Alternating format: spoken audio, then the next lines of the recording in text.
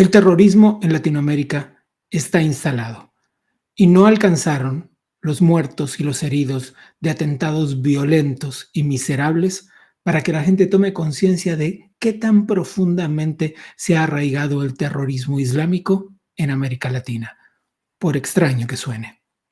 No alcanzaron los cientos de muertos y heridos después de la bomba en la Embajada de Israel en Buenos Aires. No alcanzaron los muertos y los heridos después de la bomba en la Asociación Mutual Israelita de Argentina. De verdad no alcanzaron para comprender qué tan hondamente y cómo se activaron los mecanismos para que esos grupos violentos actúen en Latinoamérica. Y lo hacen de una forma nada oculta y lo hacen de una forma poco escondida. No es un secreto que en la triple frontera entre Argentina, Paraguay y Brasil hay grupos violentos. Están los medios de comunicación plagados de historias que lo cuentan. Pero ¿cuál es el origen de eso?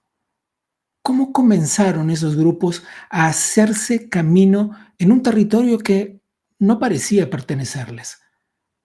La segunda mitad del siglo pasado ha dejado huellas muy profundas.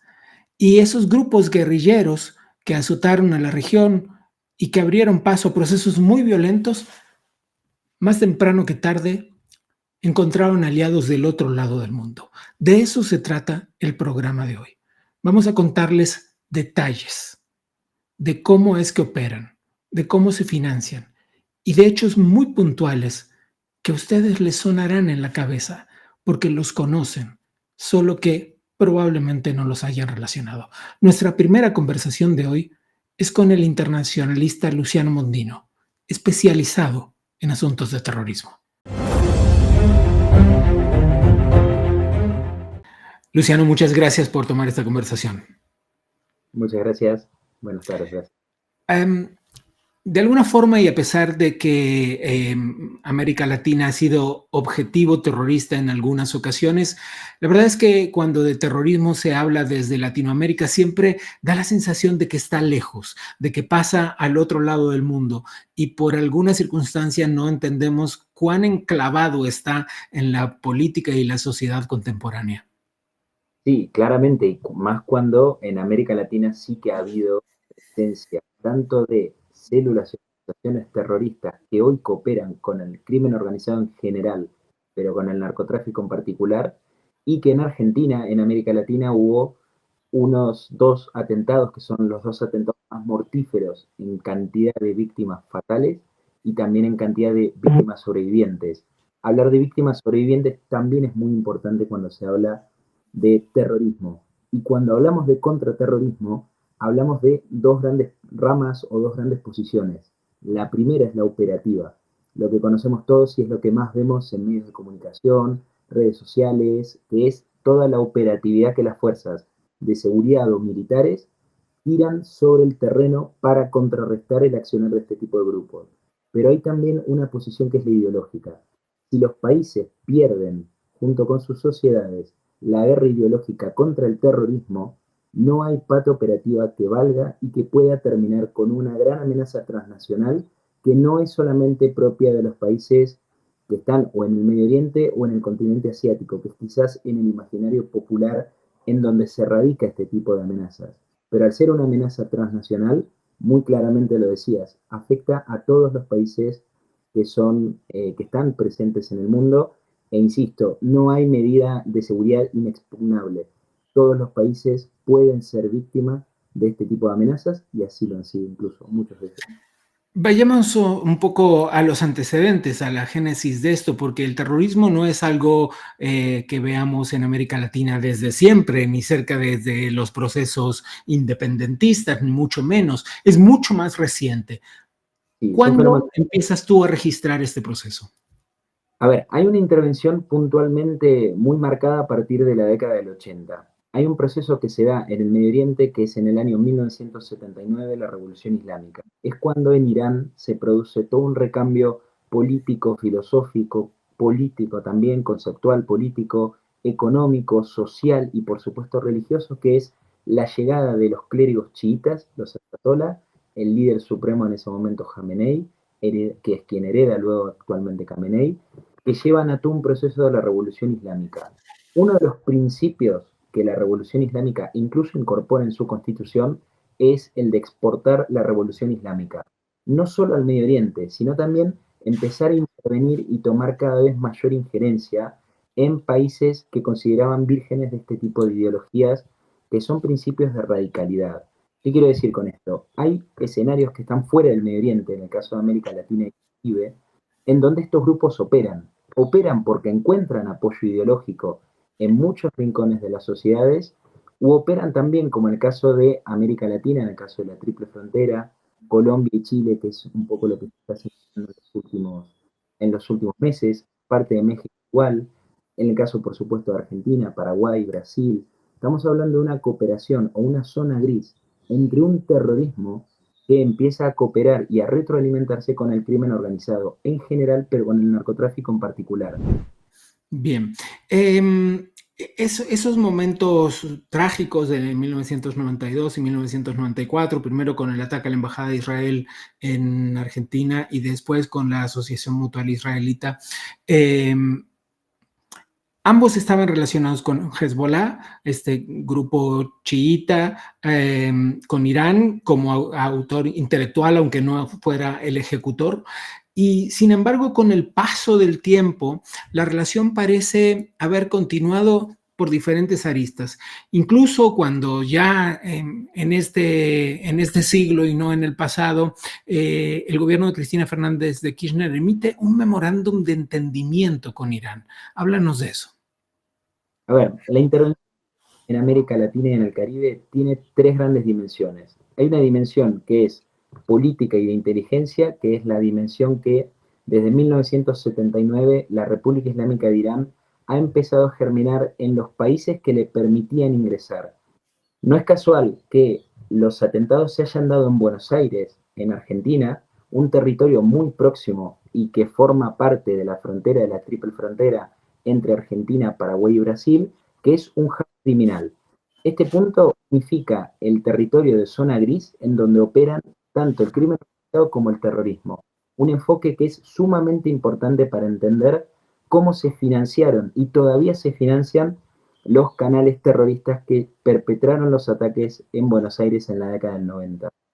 La etapa de la inteligencia paralela es una consecuencia ineludible de la primera dimensión política. Irán interviene políticamente en estos países, germina los principios de radicalidad, construye a través de muchas de sus embajadas y consulados redes que son de inteligencia paralela y que muchas veces han sido acusadas también como redes de inteligencia terrorista, es decir, de ir hacia el terreno donde planifican ataques y tomar la mayor cantidad de información posible. También está la dimensión militar, que es lo que hoy están desplegando en Venezuela y en Bolivia a través de la transferencia tecnológica con los drones, este tipo de armamentos que Venezuela exhibe y que Bolivia empieza a exhibir. Y no hay que olvidarse tampoco de la tercera dimensión, que creo que es también fundamental, que es la política social religiosa. Irán utiliza una profanación de los sitios religiosos, tanto de las mezquitas a Tauhid en Buenos Aires, que ha sido un actor clave para la radicalidad de los movimientos de Hezbollah en Argentina, y también en Ciudad del Este, donde hay...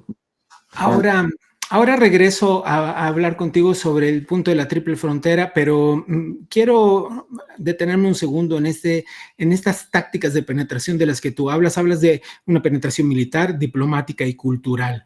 ¿Cómo es eso? Digo, entendemos las anteriores, la diplomática tiene mucho que ver además con la inteligencia, pero particularmente en Sudamérica y desde la percepción internacional, es difícil comprender la penetración cultural.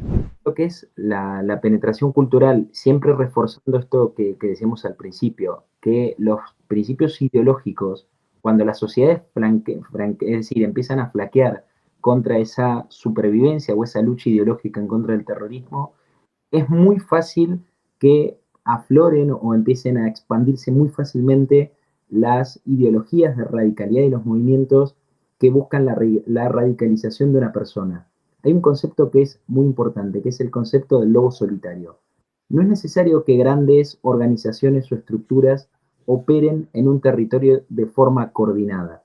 A veces les basta, ni más ni menos, que con una intervención cultural, ideológica, y por supuesto los canales religiosos aquí toman una importancia mayor, especialmente en los casos que se refieren al terrorismo transnacional, porque estamos hablando de canales que permiten a través de redes sociales, canales mucho más actuales, no tanto, no solo redes sociales, sino también mecanismos mucho más sensibles de comunidad, me refiero a Ujú. grupos o expresiones en este caso también más comunitarias que son propias de las comunidades religiosas y que empiezan a buscar aquellos lobos solitarios que no necesariamente respondan a una organización terrorista determinada, sino que empiecen a radicalizar hacia adentro y poder convencerse de tener que servir a una operatividad terrorista. Es Y el esto mismo concepto que alguna vez ha conversado con nosotros alguien que formó parte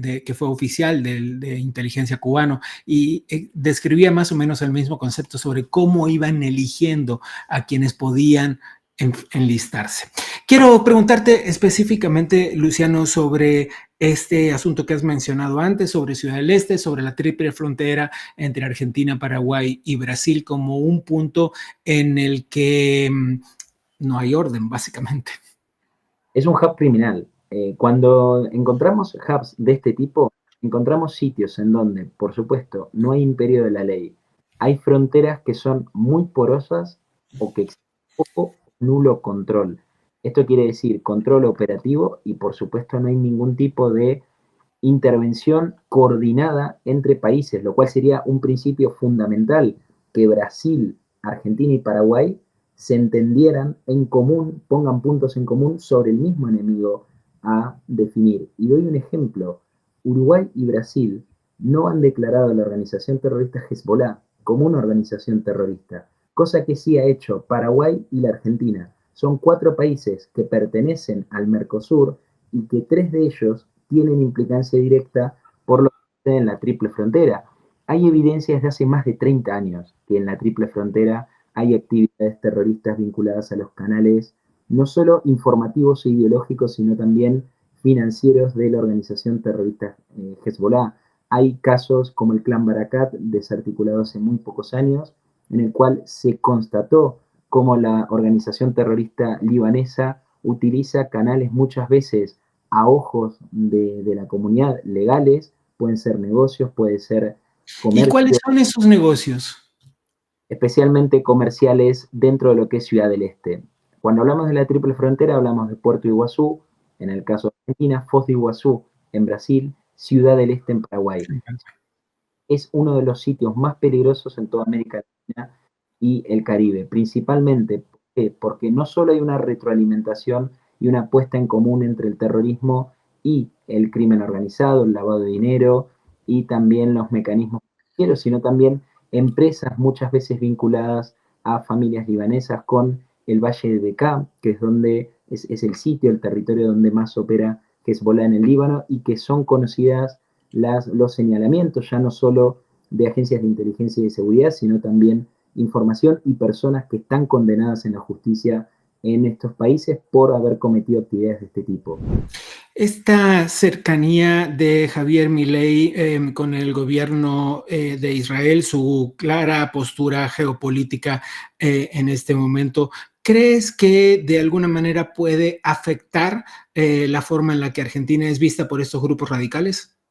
No, porque van a atacar igual. No hay forma, ningún país está libre por lo que piensen. De hecho, las mayores o el mayor número de atentados, tanto cuantitativa como cualitativa, en capacidad de daño, se da en países que son musulmanes también. Es decir, Irán, si tiene que atacar en Siria o en Irak, lo va a hacer como también atacó en Argentina y como también ha sido quien ha de alguna forma desarrollado una planificación y una participación intelectual en atentados en distintos países, muchos de ellos frustrados por las agencias de inteligencia o de seguridad, que no se han llevado a cabo, por supuesto, pero que sí terminaron señalando a la República Islámica de Irán en su autoría intelectual.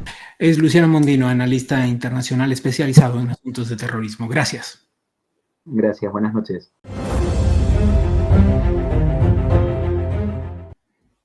Me quedo con algunos datos después de esta conversación que quiero refrescarles a ustedes. No es un efecto de acciones recientes. No comenzó ayer. Es preciso retroceder varias décadas en el tiempo para encontrar los orígenes de esta situación que hoy azota y para comprender las amenazas que tenemos delante. Vamos a seguir conversando sobre este asunto, esta vez con alguien que ha estudiado minuciosamente el terrorismo islámico en Europa y también en Latinoamérica. Es Eli Carmon. Eli Carmon, gracias por tomar esta conversación. Cuando de terrorismo se trata, siempre es muy difícil comprender cómo se construyen estos grupos tan violentos y cuál es la génesis de estas organizaciones. Para quienes vivimos en Occidente es muy complicado de comprender la relación entre Irán, Siria, Hezbollah y Hamas. Sí, sé que no es sencillo de explicar, pero necesitamos comprender la génesis de estos grupos. Gracias por tenerme. El terrorismo empezó en los años 60, 70 en América Latina, pero era mayormente un terrorismo local, influido por lo que fue a la época la ideología y también el apoyo financiero de la triple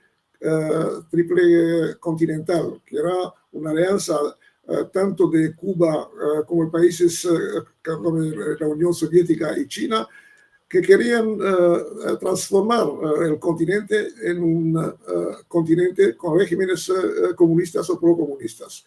Y esto hubo un impacto importante, antes de todos, en los países latinoamericanos, cuando hubo también acciones de terrorismo contra intereses occidentales, Estados Unidos, Suiza, Gran Bretaña, con las embajadas o algunas fuerzas de policía que ayudaban a las policías locales para combatir el terrorismo.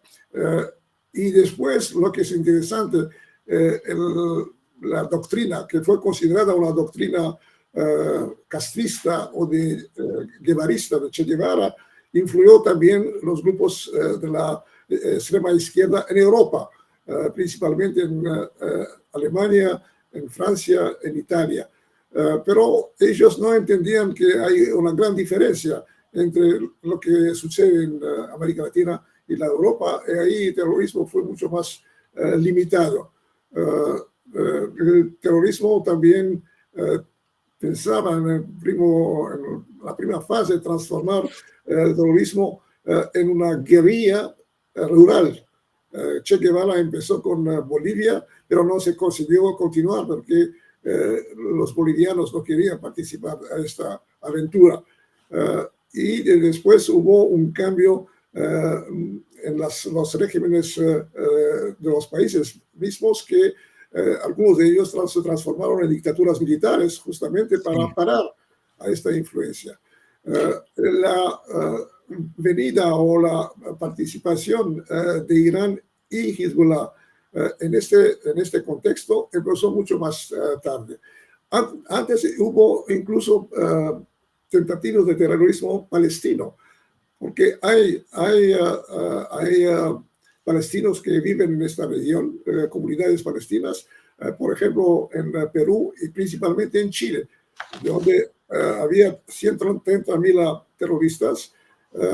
Y podemos recordar, yo me recuerdo muy bien que en el año 73-74 se descubrió que el Frente Popular de la Renovación de la Palestina tenía un jefe importante chileno, Jair al-Alja, que compró un aeropuerto, una finca, se dice una hacienda muy grande en Chile, antes de la caída del presidente Allende, para utilizar esto en la preparación de ataques contra aéreos. En este periodo hubo muchos ataques, entonces fueron los palestinos los primeros. Y después, cuando Irán se transformó en un país con una voluntad, una motivación religiosa y política de ser un país global o importante sobre el plan global, se encontró la decisión o la motivación del presidente Chávez de Venezuela, que permitió esta penetración en gran cantidad, que era una penetración estratégica para luchar contra los intereses de los Estados Unidos. Ok, déjeme consultarle aquí sobre un tema particular. Diversos analistas coinciden en un tema, y quiero saber si también usted lo hace, que es lo que une ideológicamente a Siria, a Irán y a los grupos desprendidos de allí, como Hezbollah y Hamas, es la oposición al Estado de Israel. ¿Cree usted que ese es el verdadero eje motivacional? Yo creo que esto fue una influencia mucho más en los últimos tiempos, con la crecida de la influencia de Irán y Hezbollah en la región. Israel históricamente hubo relaciones óptimas con los países y con los pueblos de la América Latina, con todos los países, incluso en un cierto periodo con Cuba. Cuba, el movimiento de Fidel Castro fue financiado por un millonario judío que fue nominado a embajador en Tel Aviv. Pero después, con la transformación del régimen cubano, un régimen comunista soviético, prosoviético, todo cambió. Y durante este periodo no hubo, por ejemplo, cuando se atacaron la embajada de los Estados Unidos, hombres de comercio de Suiza, de Alemania, o el embajador de la Gran Bretaña en estos países, jamás tuvieron ataques contra Israel. Esto, lo que pasa hoy día, es una decisión de los países o de los grupos chiitas, principalmente de Irán. En el cuadro de lucha contra los Estados Unidos, también hay la lucha contra intereses de Israel para debilitar la influencia de Israel en la región. Y veremos lo que se pasa hoy con el cambio en Chile, por ejemplo, o en Perú, o en Colombia, donde un presidente cambió toda la historia de la cooperación económica y también estratégica contra los grupos marxistas, principalmente los FARC en Colombia. El terrorismo de extrema izquierda latinoamericano jamás no consiguió ser global o regional, incluso como lo hicieron los grupos que Irán está apoyando, principalmente Hezbollah. En el senso que en el 70, 63, 74 hubo una tentativa de construir, de formar una junta coordinadora latinoamericana. Iniciativa, creo, fue del MIR chileno. Pero después del cambio de régimen en Chile, esto desapareció y jamás los grupos de extrema izquierda no consiguieron unirse en una actividad regional sudamericana. Bien, quisiera preguntarle sobre un hecho específico y es que se habla, eso sí está un poco más registrado en los medios de comunicación, y es que se trata de la presencia de Hezbollah en Latinoamérica, particularmente con una alianza muy extendida con el régimen venezolano de Nicolás Maduro. ¿Qué tanta prueba documental hay de esto? Hay muchísimos documentos. Los Estados Unidos, las autoridades de Estados Unidos publicaron mucha información sobre el nexo o la conexión entre Irán y Hezbollah.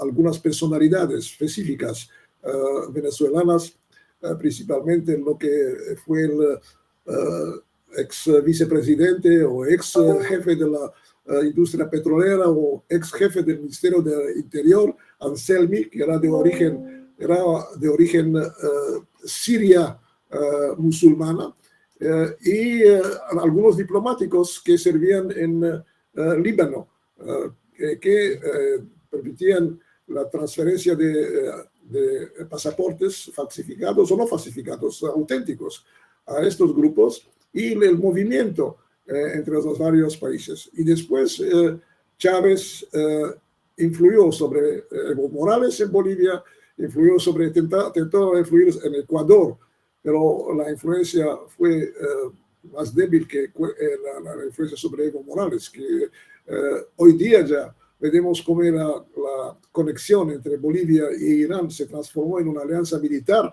que las autoridades de Argentina son muy preocupadas, que contiene el acuerdo militar firmado algunas semanas atrás por el ministro de la Defensa boliviano en Teherán. Uno de los analistas en temas de terrorismo internacional que más ha estudiado el tema. Muchísimas gracias por esta conversación. Gracias a ustedes. Esta apreciación de Eli Carmen sobre cuánto se ha subestimado el violentísimo proceso que podía desencadenarse debe servir de lección para comprender a cabalidad los peligros que están delante de nuestras narices. Y estas preguntas que están flotando sobre el aire, ¿es Latinoamérica, particularmente Sudamérica, un nuevo objetivo terrorista? ¿Suena alarmista? Sí, claro, pero también hay muchos indicios que es preciso tener en cuenta. Y hay opiniones, algunas a favor y otras en contra de sostener esta idea. Conversemos ahora con alguien que nos lleva bastantes décadas atrás para comprender los orígenes más remotos de los grupos violentos en Latinoamérica. Conversemos desde Chile con Daniel Álvarez Sosa.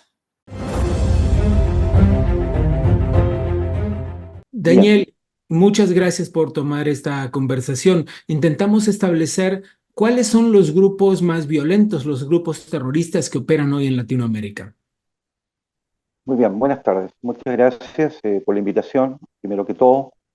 Bueno, frente a tu pregunta, decir que este fenómeno que hoy día está afectando a Latinoamérica merece un análisis, por cierto, también de tipo histórico. Creo, viéndolo desde un punto de vista académico, si me permites el término, que el terrorismo o la violencia terrorista que hoy día nos está azotando, y que es la realidad hoy de naciones como Chile, el Perú, Colombia, Ecuador, y por qué no también incluir a la República Argentina, es claramente es la consecuencia de un proceso que no es de ahora. Es un proceso que ya tiene décadas de antigüedad. Yo me atrevo a señalarlo en mi trabajo mío doctoral, que este proceso se inicia a finales de la década de los 50 con el proceso que se inicia en Cuba, y que la Argentina, diríamos, dentro de lo que es la realidad americana, se le acerca con el surgimiento de un movimiento que se llama Uturuncos, allá en el norte argentino, en Salta, que se verifica en diciembre de ese año. Y que de ahí va, ¿no es cierto?, trasladándose en cuanto a toda la realidad de nuestro continente. Creo yo que lo que ha variado, y es importante que los espectadores lo sepan, es el sistema o procedimiento que hoy día se está utilizando, y que indudablemente difiere enormemente desde el punto de vista mecánico, militar o procedimental al que nosotros vimos en experiencias anteriores. Si tú me permites, como para poder entender este fenómeno, y atendido la pregunta que tú me haces, quisiera ubicarlo con tres diferencias importantes. Antiguamente las organizaciones de tipo violentista o terroristas eran más bien de tipo cupular, es decir, eran orgánicas, eran organizaciones que tenían establecido un sistema jerarquizado, ¿verdad? Cupular, ¿verdad? Con mandos, grupos intermedios, financiamiento y cuadros guerrilleros, que cumplían distintas facetas, incluso de ideologización. Hoy día, en cambio, estamos frente a un fenómeno más bien difuso, más bien disperso, más bien, digamos, de corte incluso molecular. Otra característica importante es que antiguamente las organizaciones eran total y absolutamente ideologizadas. Si tú me permites algunos ejemplos, podría citarte el caso, por ejemplo, del MIR chileno, que en la década de los 60, específicamente el año 1965, se autocalifica o se autodenomina como un grupo marxista, leninista de base trotskista, u organizaciones incluso chilenas más pequeñas, pero no por ello menos peligrosas, que dieron incluso muerte a un ex vicepresidente de la República, como fue Edmundo Pérez Sujovic, denominada la BOP, que se autodenominaba de tipo anarquista, chionista, marxista, leninista, trotskista, porque su líder, Ronald Rivera Calderón, decía de que cada organización él sacaba un poquito de ideas. En Argentina, por ejemplo, tenemos el caso muy específico de Montoneros, que es una organización que se crea al interior del justicialismo, un poco siguiendo lo que se llaman las cuatro banderas del peronismo planteadas por Perón desde el exilio, y que se autocalificaban como del socialismo nacional. En el Perú tenemos el caso de Sendero Luminoso, que se autocalifica maoísta, pero de base marxista. Y así tú tienes distintas Sí, realidades. En cambio, hoy día estas orgánicas se denominan populistas a través de un pensamiento de democracia, según ellos, directa, un poco lo que el escritor norteamericano Joshua Moore plantea y advierte la peligrosidad de estas organizaciones que denomina promotoras de la democracia autoritaria, una cosa muy extraña, democracia autoritaria, en la cual ellos lo único que buscan es el poder. Y que en Chile, en los últimos procesos constitucionales que pudimos constatar, tenían mucho de ello. Un tercer elemento también diferenciador de estos es que las organizaciones anteriores planteaban lo que se llamaban zonas liberadas, es decir, que se realizaban a través de mecánicas militares, es decir, de la fuerza. Hoy en día, esta mecánica sigue manteniéndose, pero a través de un avance que es lento, que es imperceptible y que generalmente responde a una acción que va desde la periferia hacia el centro, desde la periferia hacia el centro. Lo que te indica que conceptos como el de guerrilla, conceptos como el de la subversión, hoy día prácticamente son inabordables. En claro, el porque caso tienen que ver chileno, también con el cambio de las dinámicas sociales, Daniel, ¿no? Completamente. exactamente, ¿Cuáles son exactamente. las expresiones actuales de esos fenómenos que planteas? Mira, yo creo que el más importante de todo es lo que denominamos la deconstrucción. La deconstrucción que viene, ¿no es cierto?, como una respuesta al construccionismo, ¿verdad? Y que fue planteada por la Escuela de Frankfurt, desarrollada, mejor dicho, por la Escuela de Frankfurt, pero particularmente desarrollada por la escuela francesa, aquella que es contemporánea con el movimiento de Nanterre o de la Universidad de Nantes, en Francia a finales de la década de 60, que románticamente muchos lo ubicamos como el Mayo francés. Ahí se plantea como base fundamental este tema de que se debe reorganizar, recalificar, no solamente el orden institucional de las sociedades, sino también provocar un cambio en la gnosis del individuo. Es lo que en alguna manera Ernesto Che Guevara planteaba como la idea del hombre nuevo, ¿no? Un Ujú. poco también respondiendo a la diatriba, ¿no es cierto?, totalitarista que planteaba el nacionalsocialismo cuando, te acuerdas, hablaba de la concepción del superhombre. Este hombre nuevo que hoy día nosotros vemos no es el revolucionario, el proletario encargado, ¿no es cierto?, de la lucha, ¿no es cierto?, por el poder y de instalar a las clases más carenciadas, ¿no es cierto?, como integrantes del poder. No, hoy día lo que estamos viendo de esta concepción es una concepción en donde varios vectores que han sido, ¿no es cierto?, inyectados en las sociedades, siguiendo el concepto de revolución cultural de Gramsci, están hoy día preponderando. Como por ejemplo, conceptos como el animalismo, el Mm. feminismo, el alcoholismo, la drogadicción, que estas organizaciones saben que constituyen vectores para una sociedad, saben que son perjudiciales para una sociedad, igualmente las inyectan. ¿Con qué objetivo? Con el objetivo fundamental de que se produzca un efecto de reacción. Y un ejemplo claro, transversal en América Latina, tú lo tienes a través de dos efectos que son importantes y notorios y palpables en nuestro país. ¿Cuáles Primero, la son? Ese inseguridad es justamente el absoluta. punto, Daniel. ¿Cuáles son esas organizaciones? ¿Qué nombre tienen hoy en día y dónde operan?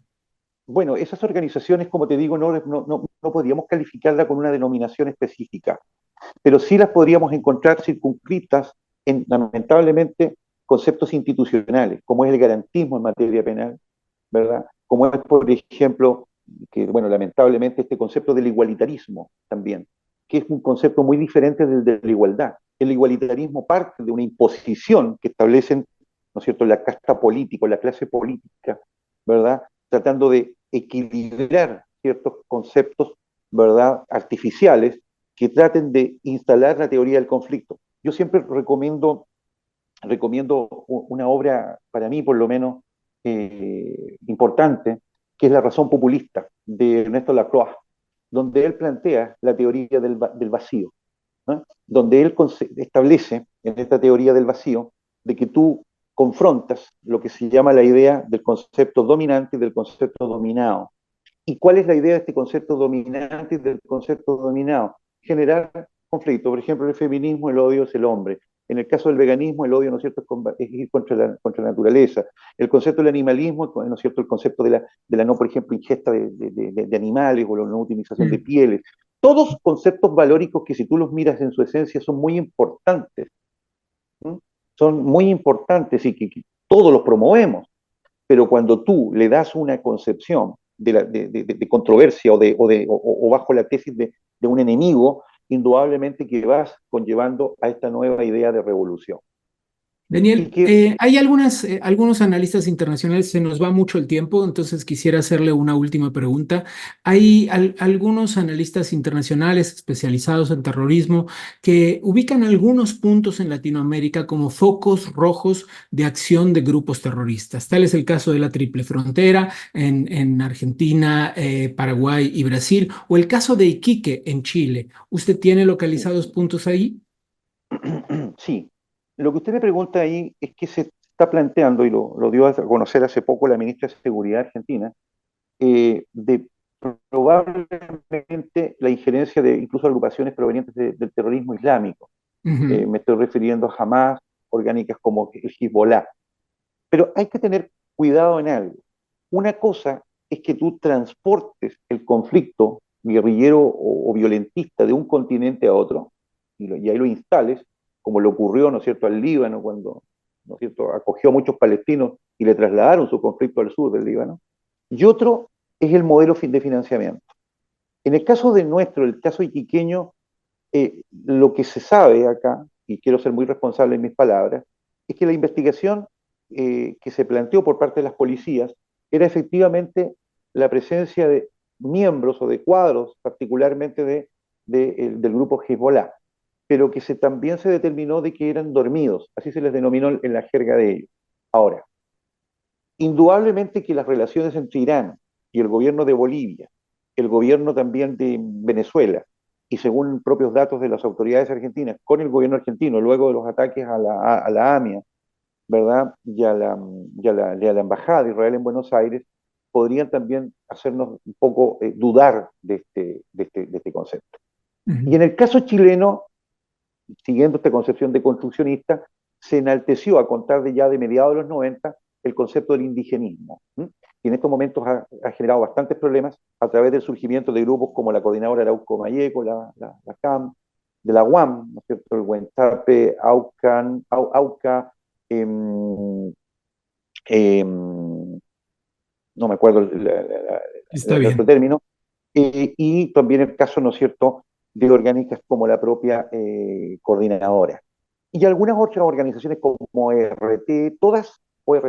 todas de una acción violentista tremenda, en donde ellos plantean la reivindicación, ¿verdad?, territorial. Sin embargo, acá hay un aditivo muy importante que es el que un poco me plantea usted, que es que estas orgánicas hoy día actúan bajo climas de financiamiento que son novedosos para el fenómeno. Ujú. De una parte, familiarizados con el narcoterrorismo, y otra, precisamente, con la delincuencia y el pillaje, que son marcos de financiamiento que son más propios de los fenómenos, digamos, negativos del capitalismo y no tan propios de procedimientos en su esencia vinculados a movimientos de corte proletario. Le agradezco mucho, Daniel. De que, pues, que Buenas esté muy bien. tardes. Después de estas 3 entrevistas del día de hoy, no me caben dudas de que hemos abierto los ojos a un panorama que quizás no teníamos tan a la vista. Me quedo con un par de cosas. Primero, revisemos la historia para no repetirla en el futuro. Segundo, sí tenemos que prestar atención en cómo los grupos islamistas más violentos actúan en Latinoamérica. No ha terminado, no es cosa del pasado. Solo tenemos que asegurarnos de que no sea una cosa del futuro. Y una cosa más que creo que es preciso comprender: no subestimar la influencia extranjera en lo que aparentemente son cuestiones de la política doméstica. Siempre absolutamente siempre tienes que mirar a los costados para comprender qué está pasando, incluso en tu propia calle. Creo que damos por terminado el tema de hoy y vamos a dar una vuelta a ver qué está pasando en el mundo con el radar contracorriente.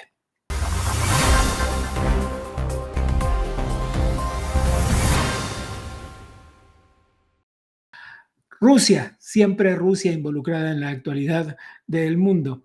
Esta vez vamos a ver por qué se queja el gobierno británico de lo que está sucediendo. El Reino Unido anunció la expulsión del agregado de defensa ruso. Es un oficial de inteligencia militar no declarado. Ahí está. Las noticias que dan vueltas por el mundo, tanto en ABC como en Deutsche Welle, como en Infobae. De lo que se trata es de que este hombre que vemos en pantalla, James Cleverly, que es el secretario de Seguridad, ha dicho que las instalaciones que el gobierno ruso tiene en el Reino Unido, no todas son de carácter meramente diplomático, como ha sido declarado, y que muchas de ellas cumplen funciones militares encubiertas. Y así crece el enfrentamiento entre ambas naciones. Pero ese no es el único enfrentamiento que sostiene Rusia últimamente. En vísperas de una conversación cada vez más virulenta entre Rusia y el contexto internacional, Francia también entra en la guerra verbal con Rusia. Francia, que se ha declarado abiertamente apoyando a Ucrania después de la guerra declarada por Rusia en la invasión a Ucrania, se ha encontrado con que el Kremlin apunta sus cañones hacia el gobierno francés. Lo hace de distintas formas. Antes que nada, diciendo que la vida de Macron corre peligro si pisa suelo ucraniano. Y dicen también que no deben perder de vista el poder nuclear de Rusia. Rusia ha hecho alarde de esto en los últimos años, pero no es un alarde injustificado. Es decir, sí tienen el poder armamentístico nuclear del que hacen alarde. La pregunta es, y esperemos que no, si están dispuestos a usarlo. En un episodio más o menos reciente, la embajada francesa en Moscú recibió una caja con unos soldaditos de plomo. En un claro hecho de amedrentamiento, ¿acaso? Veremos cómo sigue, pero la escalada verbal entre Rusia y Francia no ha parado en los últimos meses. Esto es hasta aquí el radar contracorriente.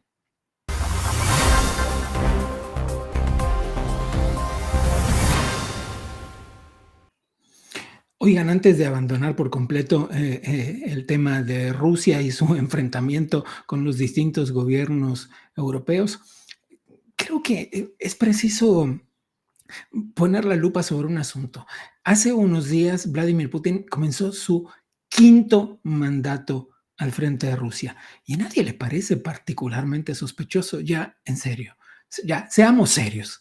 5º mandato y nadie se queja. En fin, vamos a ver qué está pasando puertas adentro del Adam Smith Center. Estos son los highlights.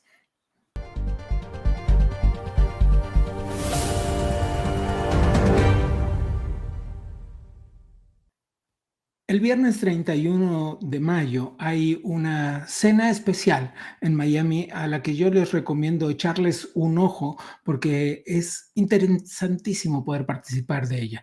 Miren nada más esto. Se llama Champion of Liberty Dinner and Celebration y es un evento en el que los que participen podrán convivir con líderes de gobierno latinoamericano, actuales y anteriores, oficiales del gobierno estadounidense, hombres de negocios, celebridades, personas que influyen en la política global de una forma en la que ustedes no podrán convivir con ellos como en cualquier otro lugar. Allí tendrían una oportunidad sin igual. Este link que ven en pantalla es la página de registro donde podrán tener más información. Yo les recomiendo particularmente, será ahí en el Frost Museum of Science, en el 1101 de Biscayne Boulevard en Miami.